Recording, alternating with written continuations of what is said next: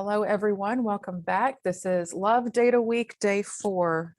It is Thursday, February the 17th. It's a sunny, warm day. I hope if you're watching this later, it's sunny and warm where you are. And if not, I hope you have a sunny and warm day soon. Today, we're going to talk about revenue and expenditures on the survey. This is going to be text heavy. I don't have any great images to share. Well, I do have one image. You'll see it, actually 2 images, but so tomorrow, just a little plug for tomorrow, Friday the 18th. We will be talking about the 2022 survey. We're going to spend some time talking about proposed changes, including new questions that we at the state level will be voting on. There are 4 changes that have made it to the final round. I'll be talking about those, taking questions on those.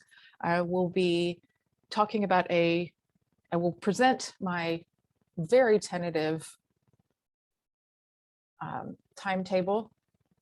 timeline for the 2022 survey, when we'll get the questions to you, when the survey might open, and just what we can do to help you, what we here at the State Library can do to help you, what I specifically can do. We'll talk about that tomorrow. But for today, we're going to talk about revenues and expenditures, or I guess revenues is in plural, but that's okay. This is hopefully going to be very short. These topics tend to be very clear. There isn't a lot of confusion on these.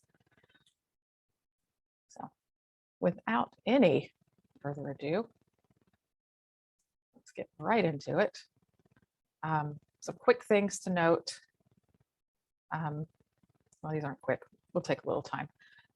The first thing is, and I had a couple of people ask this, if you had mistakes in previous year's data,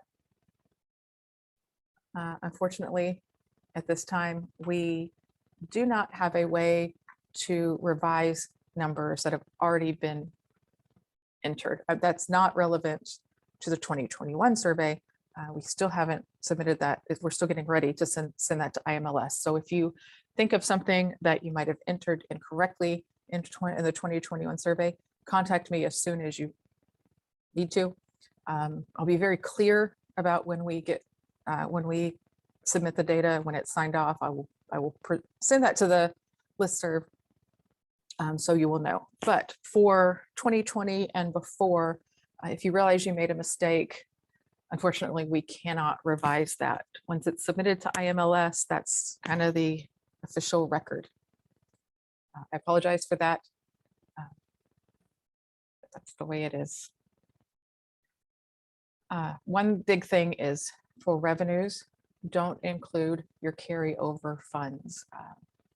I don't think anybody did, but that's a pretty big thing on the survey that they mentioned. Don't include carryover funds from the previous fiscal year. Take a minute to define the fiscal year. It is July, for 2021, it was July 1st, 2020 through June 30th, 2021. So fiscal year 2022 will be July 1st, 2021 through June 30th, 2022. So when I say fiscal year, I'm talking about a July through June window. Okay. Be sure if you have reimbursements, include them in the survey year they were received. Even if it was reimbursement for expenditures made in the prior fiscal year, put it in the survey year it was received. And I know sometimes if there's some things that, especially in the summertime, that straddle the fiscal years, let's say that you do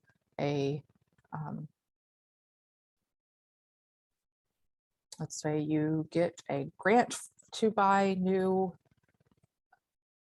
iPads for youth services, for children's services.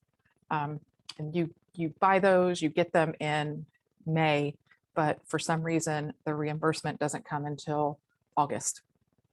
You would put the expenditures in the fiscal year in which they happened, and then the reimbursement in the fiscal year it was received, not necessarily when the expenditures that you're being reimbursed for happens. I hope that's clear. If not, let me know. We'll talk. E-rate funds. This was a question that came up. E-rate funds are other operating. They are not technically federal because USAC is non-governmental.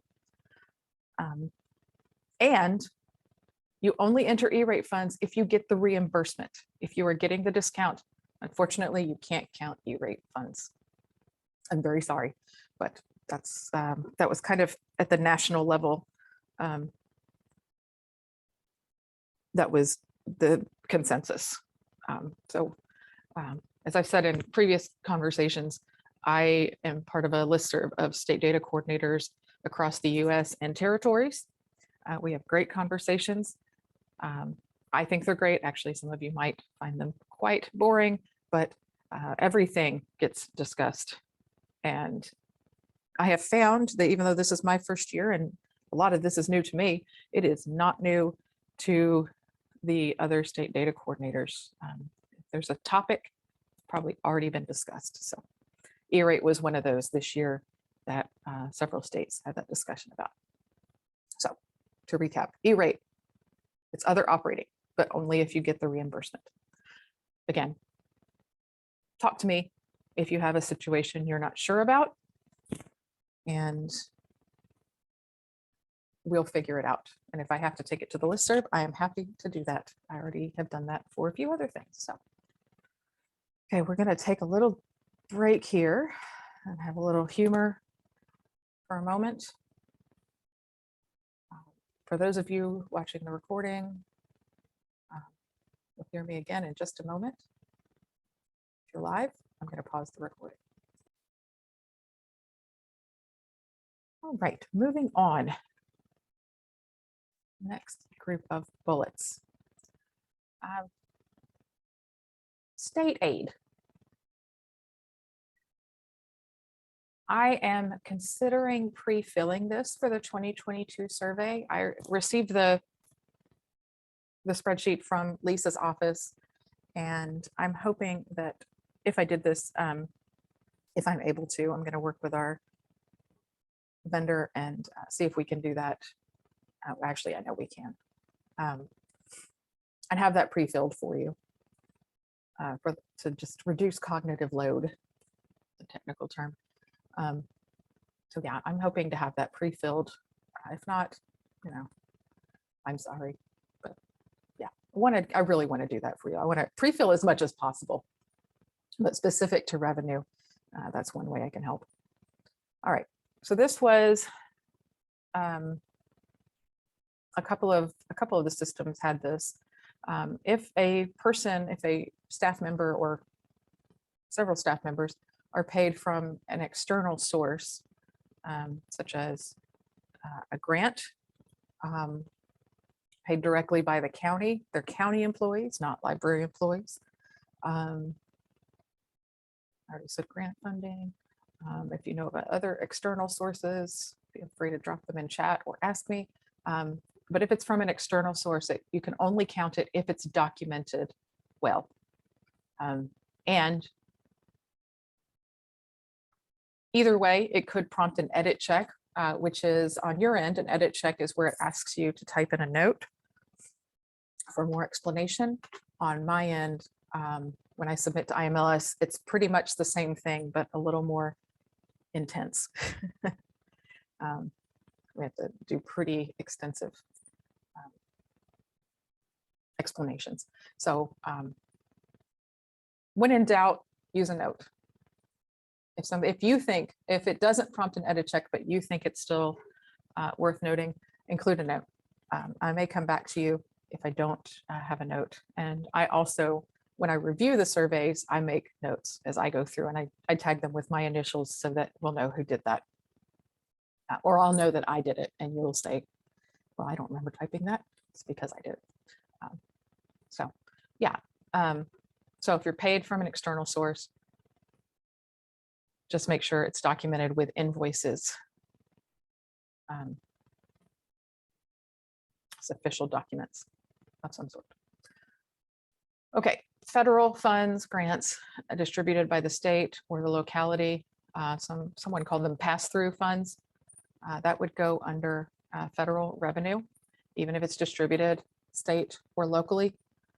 There is a section for state funds and a section for local funds. But since it's originating federally, put that under federal revenue.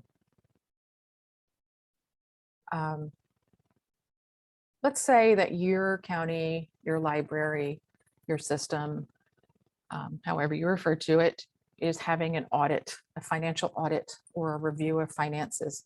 And you are stressed or concerned because you won't have the results back until after the survey closes.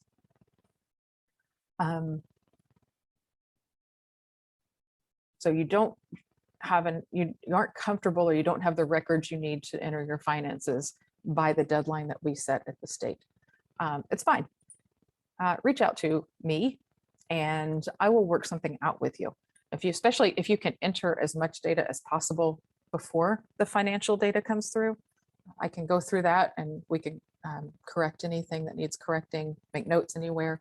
And then when the finances come through, you can enter that and we can close your survey. So just be aware of that. If there are any other extenuating any other extenuating circumstances that prevent you from entering survey data before the deadline, contact me. We can be flexible. We spend some time after we close the survey at the state level, we spend some time reviewing it and getting it ready for submission to IMLS. And that can take a while because our vendor, we are not our vendor's only client. So that can take a while. So yeah, reach out to me. And again, if you need your survey unlocked, let me know. I can unlock your survey. We mainly lock it as a way to track it and to know who's done. But we're happy to unlock. I'm happy to unlock any survey if you need to review it, if you need to download a copy of it. If you realize you made a mistake, reach out. I will be in contact, like I said previously in this presentation, I will be in contact with you when we're ready to cut off access or ready to submit to IMLS, and you will no longer be able to update anything. I believe those are all the revenue and expenditure notes that I have today. Like I said, it's a short one. Revenue and expenditure tends to be pretty clear cut. But if it's not, let me know.